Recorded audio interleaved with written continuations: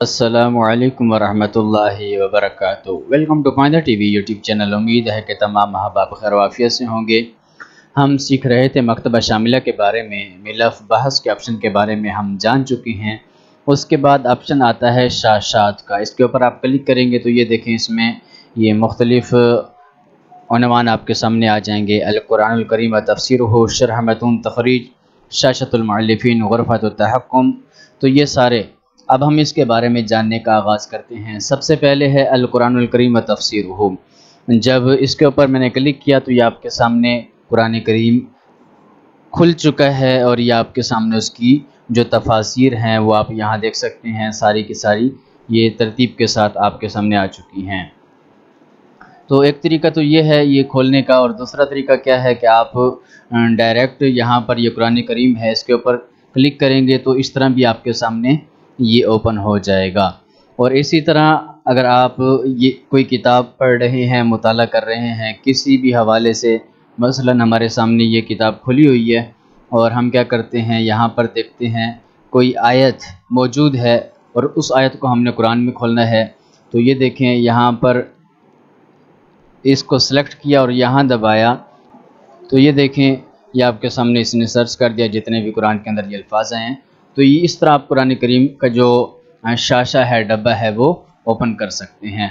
تو اب ہم نے اسے اوپن کر لیا۔ یہاں پر آپ دیکھیں اس طرف آپ کو یہ صورتوں کی فہرست نظر آ رہی ہے اور یہ آیات ہیں۔ یہاں آپ کسی بھی صورت پہ کلک کریں گے تو وہ ترتیب کے ساتھ آیات آ جائیں گی، اور یہاں پر یہ تفاسیر ہیں۔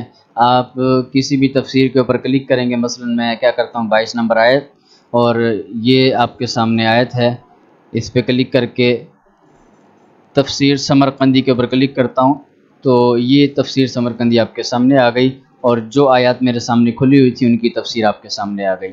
اسی طرح ابن کثیر کے اوپر میں نے کلک کیا یہاں پر تو ابن کثیر میں انہی آیات کی جو تفسیر ہے وہ آپ کے سامنے آ جائے گی۔ تو اس طرح آپ قرآن کے اندر تفسیر تلاش کر سکتے ہیں۔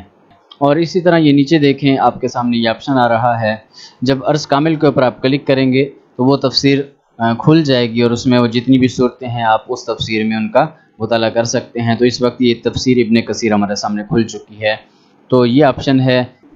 اسی طرح اگر آپ چاہتے ہیں کہ آپ اس تفسیر کو آپ ڈیسک ٹاپ کے اوپر لے کے آ جائیں، یہاں پر آپ کلک کر دیں گے تو جیسے ہم نے اس کے اوپر کلک کیا یہ دیکھیں ڈیسک ٹاپ کے اوپر آپ کے سامنے یہ تفسیر ابن کثیر اور یہ آ چکی ہے، اس فارمیٹ میں بھی آ چکی ہے، اس فارمیٹ میں بھی آ چکی ہے۔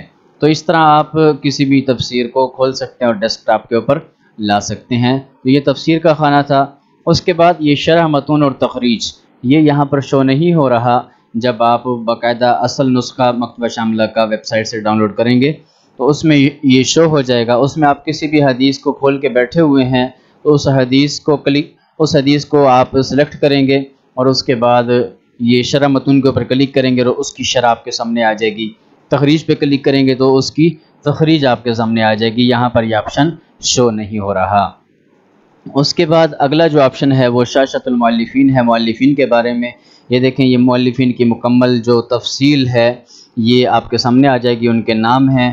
یہ دیکھیں الف با یعنی الف با کے اعتبار سے مکمل جتنے بھی مؤلفین ہیں ان کی ترتیب، یہ مکمل فہرست آ گئی۔ آپ ان کے بارے میں ان کی زندگی کا مکمل مطالعہ کر سکتے ہیں، اور اگر وفیات کے اوپر کلک کریں گے تو ترتیب کے ساتھ جو پہلے فوت ہوا اس کا نام پہلے آ جائے گا، جو بعد میں فوت ہوا اس کا نام بعد میں آئے گا، تو یہ ترتیب کے ساتھ آ جائے گا۔